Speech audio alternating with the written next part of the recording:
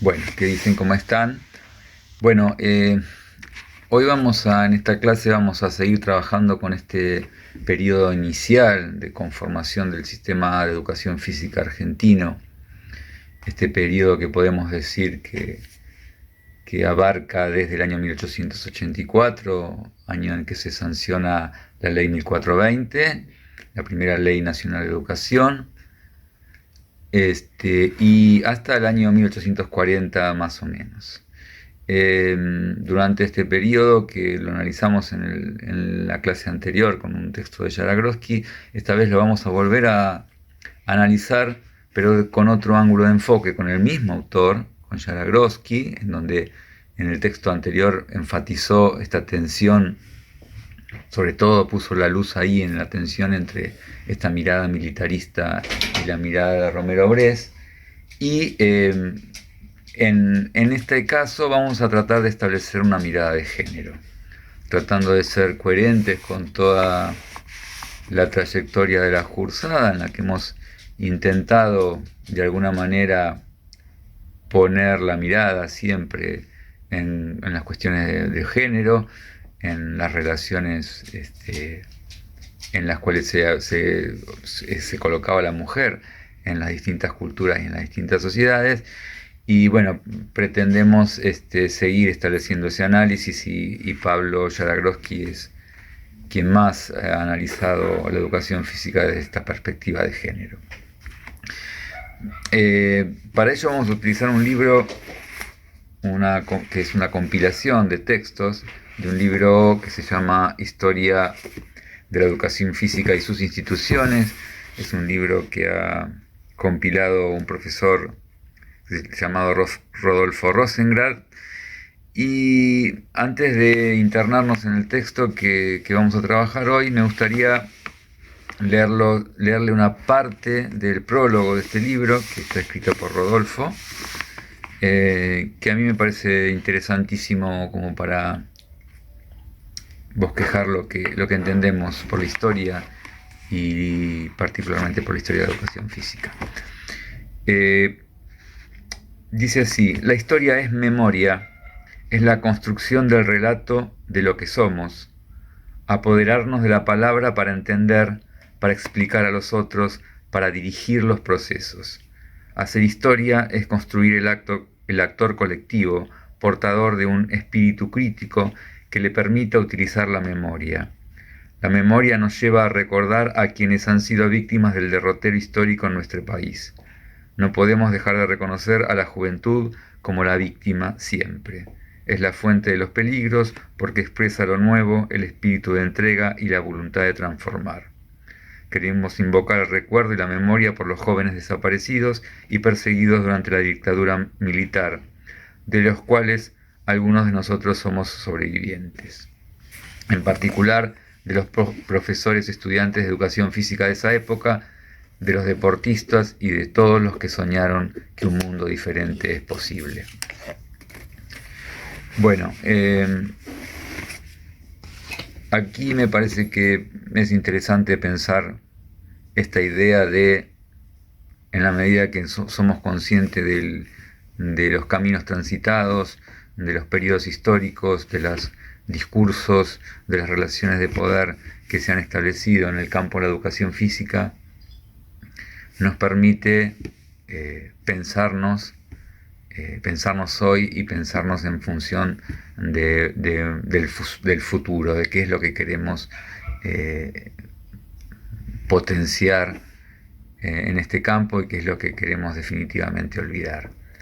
Me acordaba ahora cuando leía un texto, una poesía de Mario Benedetti que les recomiendo que la lean, que se llama Lento pero viene. Y la voy a tratar de memorizar, pero lo que dice habla del futuro. Lento viene el futuro, viene detrás de las lomas, detrás del horizonte, y termina diciendo cada vez menos fruto del azar y más forjado por nosotros, digamos. Que las cosas, esto de que la historia, analizar la historia permite que las cosas no nos pasen, no nos atraviesen, no se nos caigan encima, sino que la hagamos pasar, nos hagamos de alguna manera protagonistas de los momentos que nos toca vivir.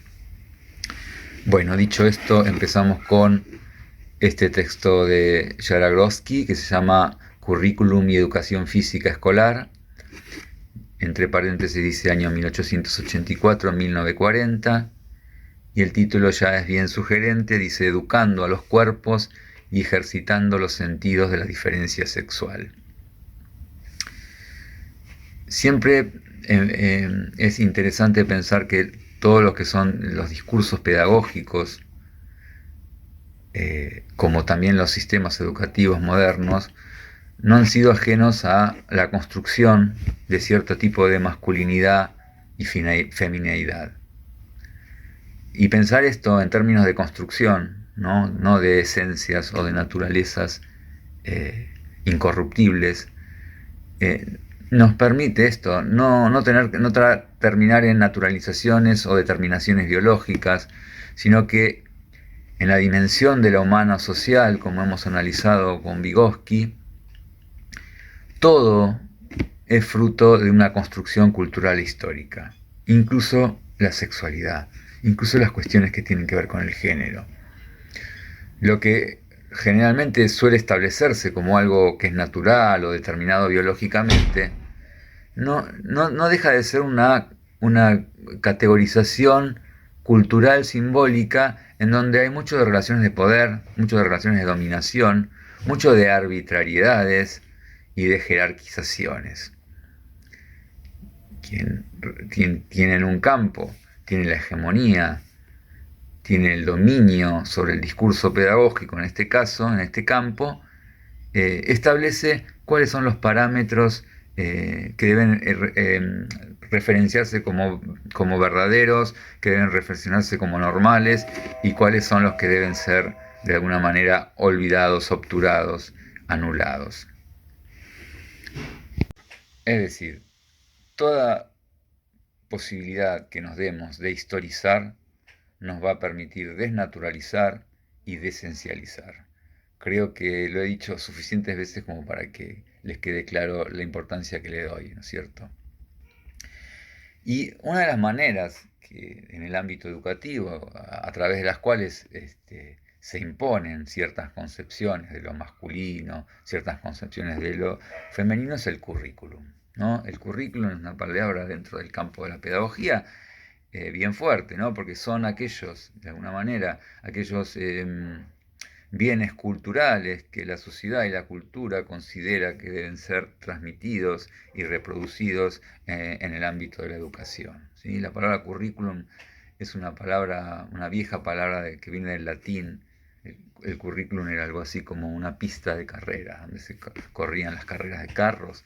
Bueno, eso era el currículum. Y de alguna manera es esta idea, ¿no? Es de un tránsito, de una trayectoria que se va dando detrás de ciertos contenidos.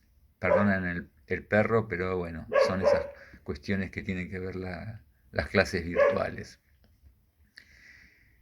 El currículum, lejos de ser algo prístino, natural, también es fruto de complejas relaciones entre la cultura y la escuela, y también, como no, entre los distintos agentes sociales que se disputan el poder en el campo. El currículum, de alguna manera, lo que trata es de transmitir tradiciones sociales, de establecer como válidas y valiosas ciertas prácticas, ciertos discursos, ciertos saberes, y desechar otros. Y por otro lado, establecer jerarquías, jerarquías de valoración. En el caso de la sexualidad,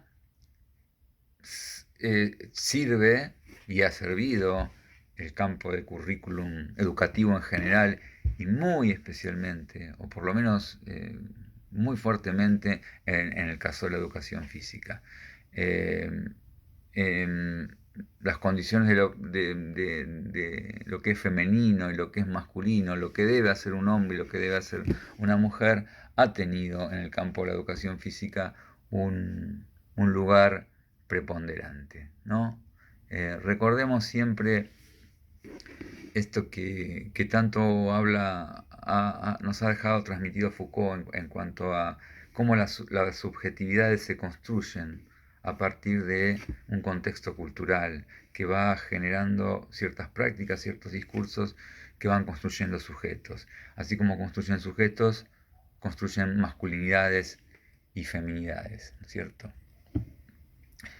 Y lo que hace es se convierte el currículum de alguna manera en un productor de subjetividades generizadas, dice Pablo Jaragorsky.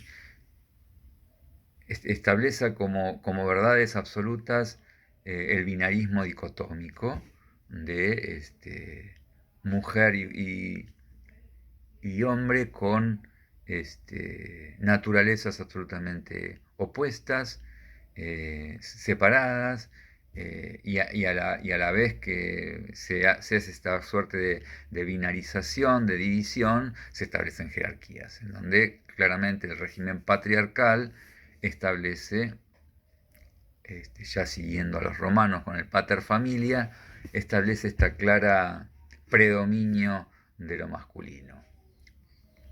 Y lo que dice Jaragroski es que a lo largo de este periodo que estamos analizando, vuelvo a repetir, 1884 1940, se han establecido, se pueden visualizar 5 propuestas que se disputaron en el campo de la educación física y la educación de los cuerpos, y en cada uno de ellos hubo una determinada política de género bien definida. En estas propuestas hubo similitudes, matices, que vamos a tratar de ir viendo en el transcurso de esta clase.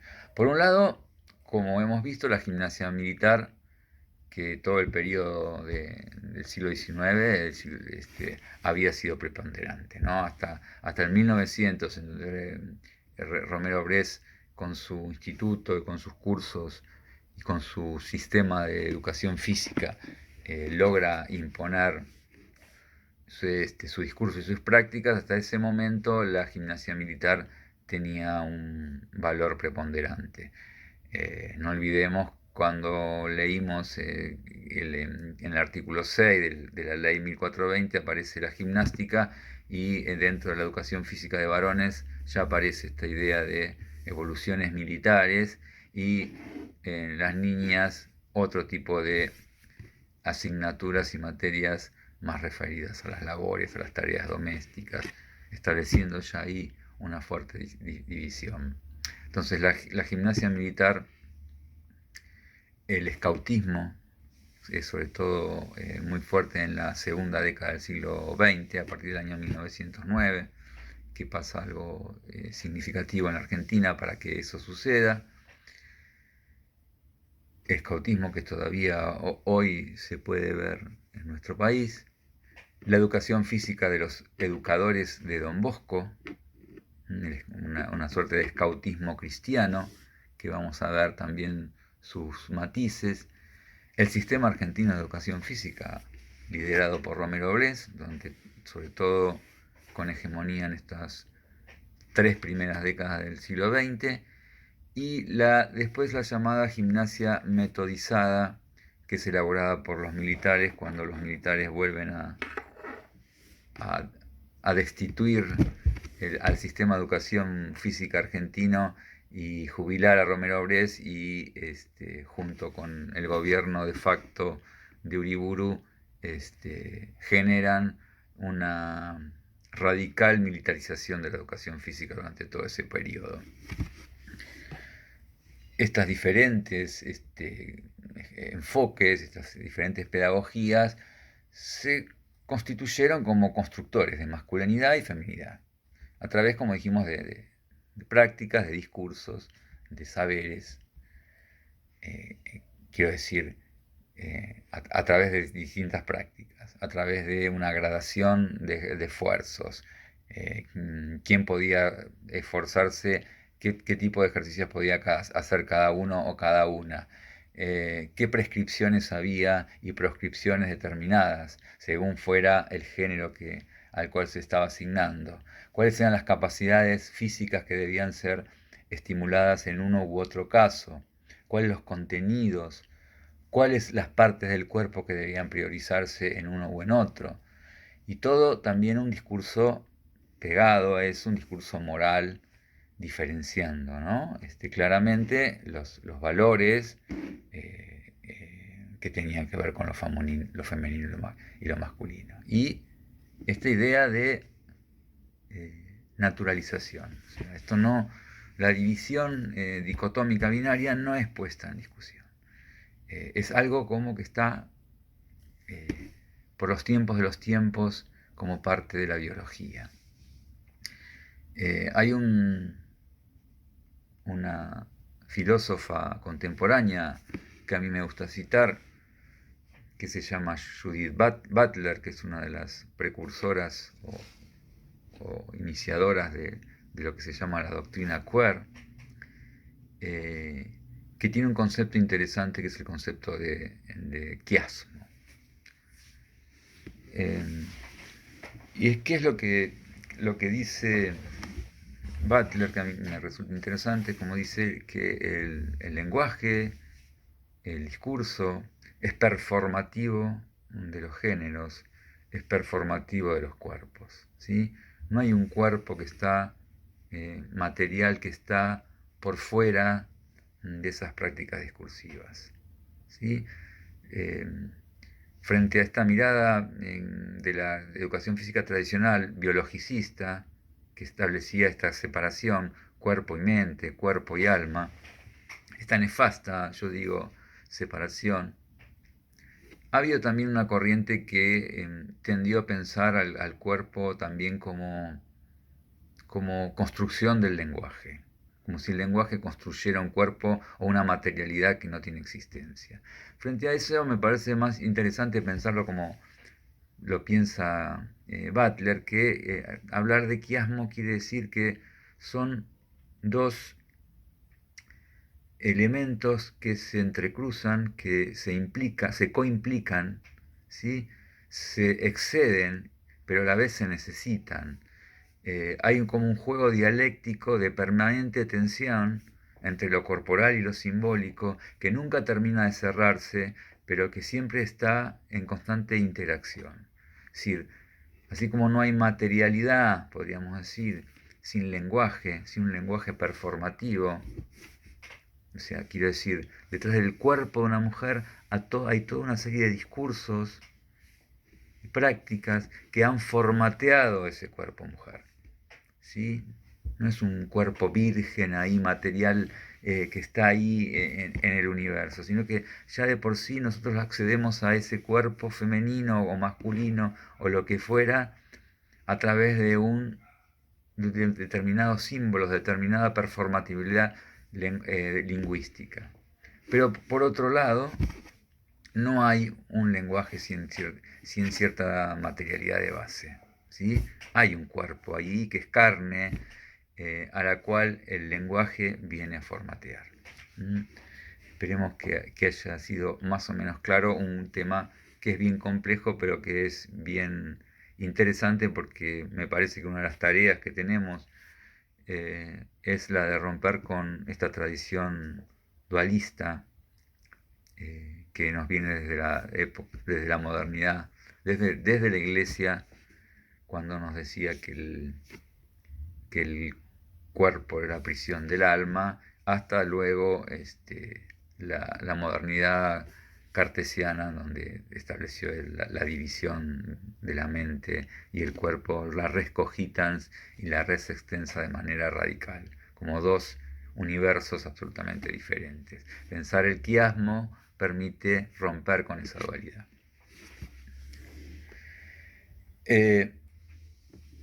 También estos discursos y estas prácticas lo que hacen es establecer qué es lo indeseado, ¿sí? que, que es anormal.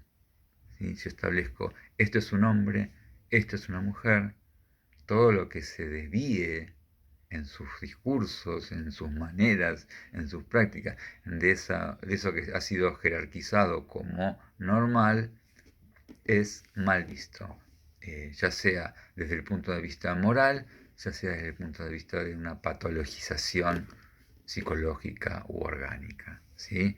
Esta vieja discusión de que el homosexual era un enfermo hace no mucho tiempo, inclusive registrado así por la DCM, ¿no? ¿Sí? Por lo tanto, miren todo lo que hay transitado. Como habíamos dicho en el texto anterior, habíamos dicho, ¿no?, que había tres agentes en disputa en el campo, sobre todo que eran los militares, que estaban muy ligados a los deportistas, y sobre todo estos deportistas que eran deportistas de élite. Eh, le dimos el ejemplo de la Liga Sportiva Argentina, ¿no?, que estaba conformada por toda esta élite porteña adinerada. Por otro lado, el campo de la biomedicina y el higienismo, o sea, las ciencias naturales, representadas indudablemente por Romero Bress y por un montón de otras personas ligadas. Pensemos que algunos de los ministros de instrucción, el Ministerio de Educación se llamaba Ministerio de Culto e Instrucción. En general, muchos eran doctores en medicina, ¿sí? Lo que habla de la importancia de la medicina en esta conformación de los estados-nación y sobre todo en el ámbito educativo. Y por otro lado, el campo pedagógico, el campo de los pedagogos, de los maestros, en donde también Romero Bress tenía parte, porque bueno, él no había sido un educador en escuelas, más allá de su formación como médico, y después va a ir adquiriendo con el tiempo una perspectiva cada vez menos fisiologista y más pedagogizada.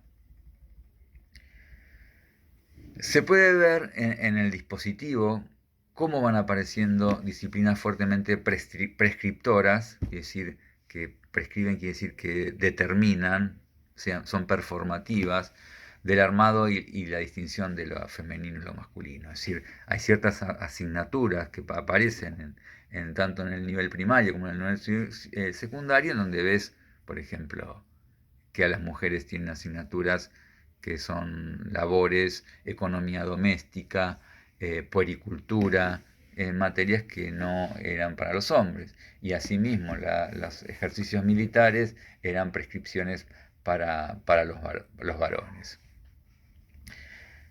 Nosotros tenemos que pensar que, como dijimos en este periodo de finales del siglo XIX, en la conformación del Estado nacional, hay todo como un clima, un contexto militarista, y en donde la gimnasia militar, en donde el tiro, eran vistos como fundamentales en el proceso formativo. Y era también una manera de transmitir valores morales, varoniles, viriles, patrióticos. Y estos ejercicios militares se instalaron en la escuela, y estaban solo pensados para los varones. ¿Sí? Volvamos a decir lo que dijimos en el otro video de clase, está pensándose un ideal de ciudadano soldado, obediente, que sigue una verticalidad de mando, que es sumiso, pero a la vez temerario o valiente para ir a la guerra o para ir al combate si así fuera necesario. Hay todo un periodo en el fin del siglo XIX, hay una casi contienda bélica con Chile, y siempre está dentro del ámbito castrense esta idea de la construcción de nacionalidad se conforma pensada en términos de un nosotros en confrontación con un ellos. ¿Sí? Ahora no se usa mucho, pero antes se usaba, el pensamiento militar era la hipótesis de conflicto. ¿Cuáles son las hipótesis de conflicto? ¿Cuáles son los probables conflictos bélicos o armados que puedo tener? Y siempre estoy mirando al otro, y si es cercano, pegados a mis fronteras es un potencial enemigo. Entonces, todo este clima belicoso y esta idea de una sociedad conformada por estos soldados de cuerpos dóciles, va a ser como el ideal, ¿no? Entonces, ¿cuáles son las cualidades o los valores que tratan de transmitirse a través de la educación física? La fuerza, la firmeza, la obediencia, la sumisión, eh, y por otro lado, estigmatizando todo lo femenino, todo lo que un hombre no debe ser es ligado a lo femenino, ¿sí? A la debilidad, a las formas estetizantes, todo eso es visto de manera degradante, claramente, ¿no? Eh, y esto indudablemente generó un fuerte rechazo del campo de los pedagogos y de los científicos, no solo por los métodos empleados, sino también por los ideales y los fines que perseguía, ¿sí?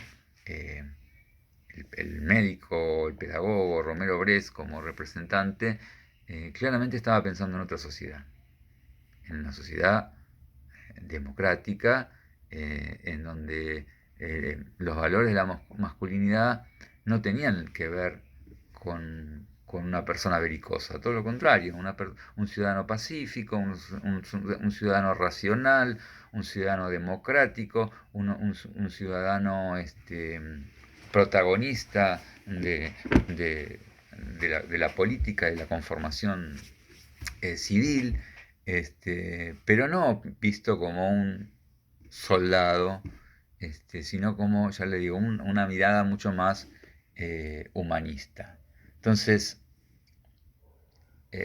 claramente cuáles eran las prácticas que se veían: evoluciones militares, marchas, posición de firme, descanso, giro, distancia, tiro, todo lo que tuviera que ver con una posible contienda bélica, ¿no? Los criterios buscaban, militares buscaban este tipo de individuos, en donde el odio hacia un otro, hacia un ellos, y la beligerancia estuviera a flor de piel. Y esto, por supuesto, todo esto que venimos diciendo, lo que hace es reforzar este binarismo varón-mujer como excluyentes e ideológicamente determinados. Se buscaba una masculinidad fuertemente caracterizada por la mirada marcial, ¿no es cierto? Dejamos de lado un poco esta mirada del enfoque militar y nos metemos un poco con el scoutismo, los scouts, que tiene mucha relación con el campo militar. El scoutismo, en el año 1909, viene a la Argentina Robert Baden-Powell, que era un militar inglés, británico, héroe, un héroe militar. Había estado mucho tiempo en África, había estado protagonizando batallas bastante tremendas, y había vuelto a Inglaterra como una especie de héroe, y empieza a armar esta escuela de scoutismo que saca un libro que se llama Scoutismo para Jóvenes, que tiene toda una idea, una lógica muy parecida a la militar, inclusive con los mismos grados, ¿no? La idea de batallones, la idea del orden, de la disciplina, de la obediencia, de la jerarquía. Viene acá invitado por la IMCA, la Asociación Cristiana de Jóvenes, y a partir de ahí se crea la Asociación Scoutica Argentina, y el scoutismo empieza primero muy fuerte en las escuelas religiosas, pero también se va incorporando a las escuelas de la nación. Y otra vez acá esta idea de fortalecerse a través del ejercicio, del valor, mucha actividad al aire libre, eh, en los bosques, en los ríos, en natación, las famosas colonias de vacaciones, los campamentos, en donde convivían durante mucho tiempo con mucha idea, con rasgos preestablecidos, entre los mismos chicos, toda una mirada muy jerarquizante y jerarquizadora, y con visiones excluyentes e inferiorizantes de ciertas características. Él hablaba del el pie tierno, decía Baden-Powell, ¿no? El pie tierno, el que se cansa cuando sale a caminar, cuando hacen las caminatas, que no puede tolerar ciertas actividades físicas que, que demanden demasiado esfuerzo. Ese pie tierno es algo visto de mala manera, lo que plantea claramente otra vez esta clara binarización del género, ¿no? Y el escautismo incluyó a las niñas de alguna manera, pero podíamos decir, como decíamos con los ludis gladiatoris, una inclusión excluyente.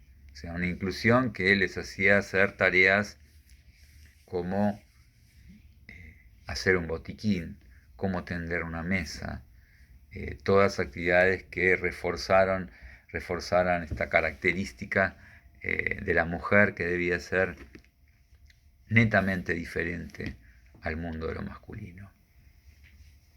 Otro caso bien representativo y bien significativo son los llamados los exploradores de Don Bosco.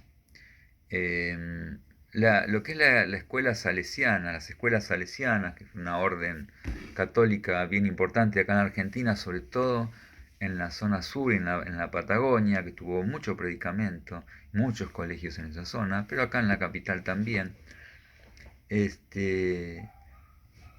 tenía esta idea de también muy parecido al escautismo, a la impronta militar, pero también fuertemente cristianizados, ¿sí? Había toda una disciplina religiosa a la cual también tenían que adscribirse.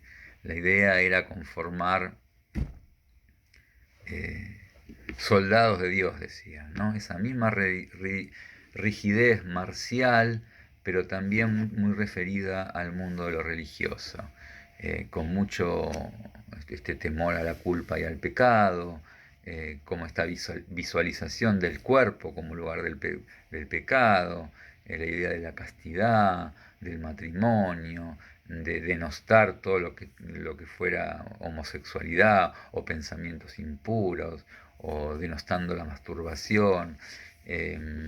Esto claramente estaba marcando también las claras diferencias de uno y otro género, y esta idea que va a ser el germen de lo que se va a ir cimentando en estas primeras décadas del siglo XX. Creo que los exploradores de Don Bosco también nacen en el 1910, 1920, por ahí. Van a ir cimentando esta unión que fue después tan sólida durante tantas décadas, que fue entre la iglesia, la corporación eclesiástica y la corporación militar. ¿Sí? Bien. Entonces, repito, la escuela militar, el escautismo, los exploradores de Don Bosco, y por otro lado tenemos el sistema argentino de educación física. Aquí vamos a ver algunos matices, algunas diferencias, algunas que podemos pensar como importantes, pero esta mirada patriarcal, esta mirada en la cual el hombre tenía una función y la mujer otra, eh, también estaba presente dentro de este sistema de educación física. Piensen que, pero con matices, quiero decir, piensen que cuando se inauguran los primeros cursos temporarios para recibirse de profesor de educación física, que son cursos de verano. Los que se podían anotar eran los que tenían el título de bachiller. El bachiller ya los habilitaba como maestras normales, ¿no es cierto? No había un estudio terciario para ser maestra, era la misma educación secundaria, el bachillerato pedagógico que les habilitaba para ser maestros.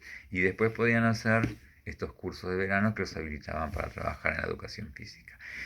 Y como la profesión de maestro y los bachilleratos en general eran mujeres, eso hizo que la mayoría de estos cursos estuviera habitado por mujeres. Inclusive todos estos años de los primeros años del siglo XX, la matrícula de mujeres siempre era superior a la de los varones, ¿sí?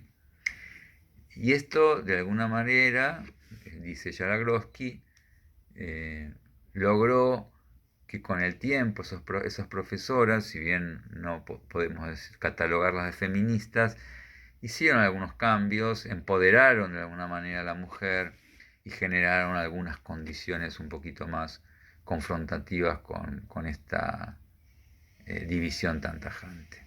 No obstante esto, dice el texto, es significativo que a pesar de que la mayoría de quienes se formaban para ser profesores de educación física eran mujeres, llegado al cabo de los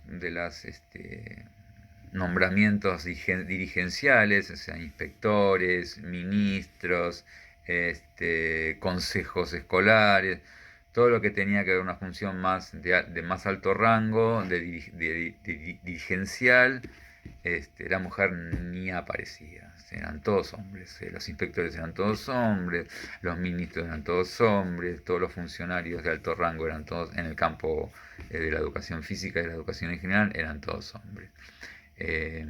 Esto habla también de esta diferenciación que se sostenía, ¿no?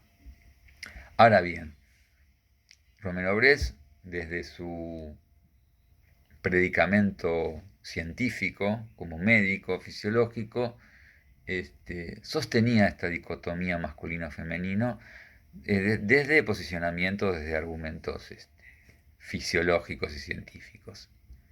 Establecía también actividades diferenciales para uno y otro y otros desde discursos científicos. La mujer no dejaba de ser su función principal es ser buenas madres, ser las que iban a proteger a la raza argentina, las que debían dedicarse al cuidado de sus hijos, que la primera función era la función maternal, que su principal tarea era ligada a la vida doméstica, que no podían practicar ciertos deportes masculinizantes que iban a generarle características que no eran bien vistas para el hombre, para la mujer. Fíjense, le voy a leer de otro libro una cita textual de Romero Brest.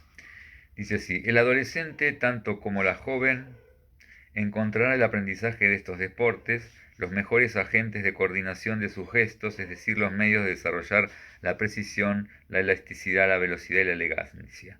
Ahora bien es lo que llamamos un conector adversativo, pero, ¿no? La adolescente no debe buscar indiferentemente su educación en el aprendizaje de cualquier deporte. Todos no le son igualmente favorables. Los hay favorables, los hay peligrosos y muchos se oponen a su estructura y temperamento. Dice después: no es sin un cierto espanto que los hombres, aún deportistas, han visto en los últimos tiempos algunas sociedades femeninas abordar los deportes de alto atletismo. ¿Qué pueden buscar si no es provocar el estupor? No pueden pretender igualar ni aún acercarse a los hombres en esta clase de ejercicios, por tiempos y por cifras, no hacen sino poner en evidencia su inferioridad. ¿Piensan desarrollar así su belleza? La máscara del esfuerzo sienta bien a la cara del hombre. Hay tantos deportes en los que la mujer puede quedar femenina, en tanto su gracia, su belleza, lejos de decaer, no puede sino aumentar. Desde luego, un ejemplo es la danza. Algunas tentativas se han hecho en ese sentido. La gimnástica rítmica, los métodos de Dalcroze y de Duncan han tenido adherentes y obtenido algunos resultados. Como verán, si bien nosotros podemos ver ciertos matices en cuanto a... Claro que en esa época todavía está marcada, aún en este sistema argentino de educación física, que podríamos catalogarlo de más progresista, como muy reaccionario y muy retrógrado en términos de las actividades. La mirada de binarizada y dicotómica de género, ¿no? La mujer no tenía que hacer, por ejemplo, ejercicios sofocantes. La mujer debía trabajar todo lo que tuviera que ver de su cuerpo, sobre todo la parte de la pelvis, todo lo que tuviera que ver con su futura función de maternidad.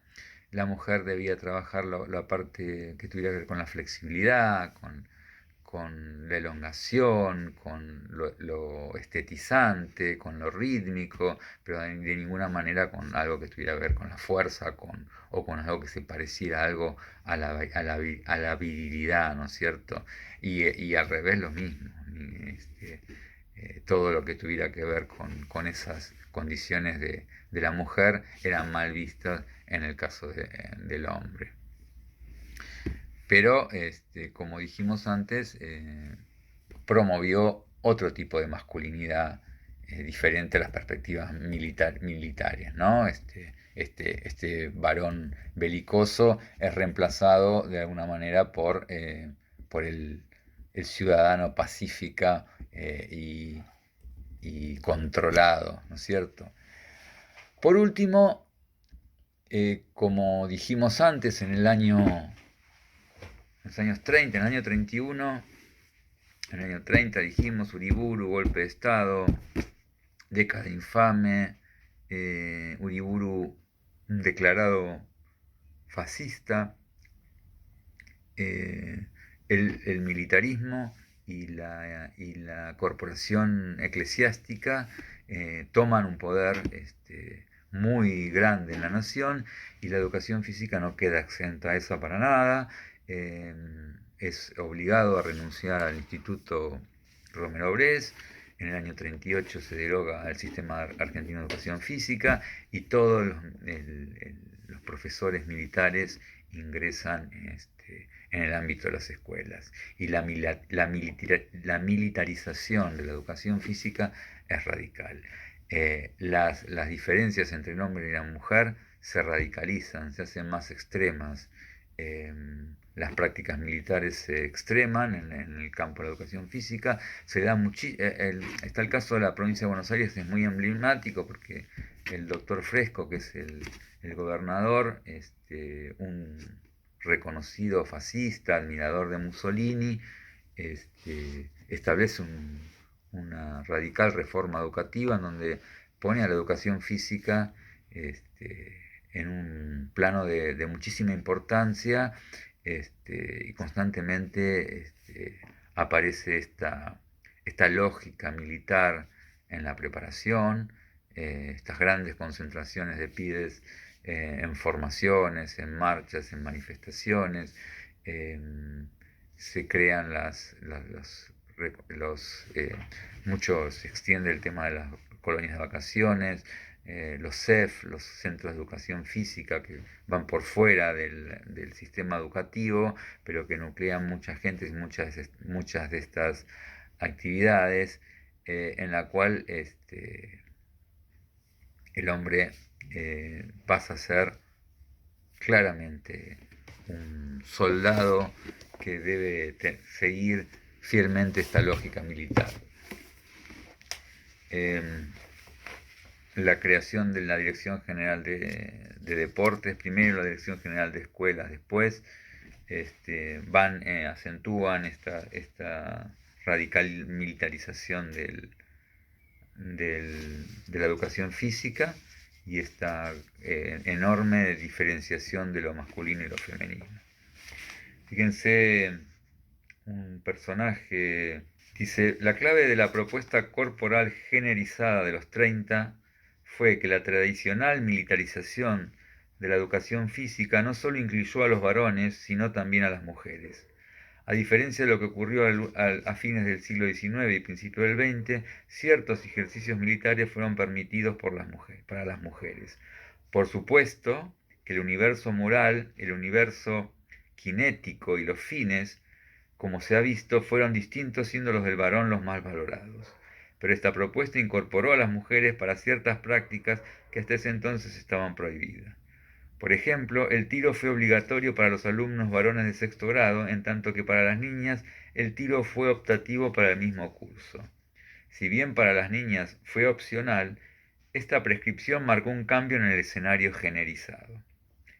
Este cambio encuentra razones de orden bélico y de regeneración y vigorización racial, siendo la mujer más que nunca parte importante de dicho proceso. Kreiselbrunn, en su condición de inspector general de escuelas, explicaría las razones de la siguiente manera: queremos acostumbrar a los niños que no teman a las armas. Las armas no dañan, las armas defienden. Perseguiremos una educación natural y en una educación natural no puede descuidarse el aspecto bélico a los niños. Bueno, como verán, este momento que se da en llamar en general gimnasia metodizada, donde el campo militar vuelve a tener gran predicamento, va a ser esta particular unir a las niñas en actividades como el campo y en algunas marchas, pero siempre manteniendo claramente una jerarquización. Dice: también la música y la danza fueron prácticas prescriptas para las niñas y no para los niños. La música aplicada a tales movimientos es asimilada con gusto por la mujer, contemplando la gracia del movimiento con la gracia del espíritu. Entre los movimientos razonablemente definidos, la danza para la mujer ocupa el lugar preponderante. Bueno, como verán, y para cerrar esta última cita, podemos ver que en los matices y las diferencias que hubo en estas propuestas educativas, la militar, el escautismo, los niños exploradores de Don Bosco, el método de Romero Brés y esta gimnasia metodizada militarista de los años 30, marcan como punto común esta puntuación genérica bien radical, pero también algunas diferenciaciones, sobre todo en el caso del método Romero Brés, donde la mujer tenía una mayor participación, y inclusive, como dijimos el otro día, Romero Brés es el que inventa el deporte pelota al cesto para las mujeres. Por un lado, uno puede ver ahí una intención de incluirlas a las mujeres, pero por otro lado, la conformación de un deporte que no permite el contacto o un mínimo contacto, mucho menos confrontación que cualquier otro juego de oposición.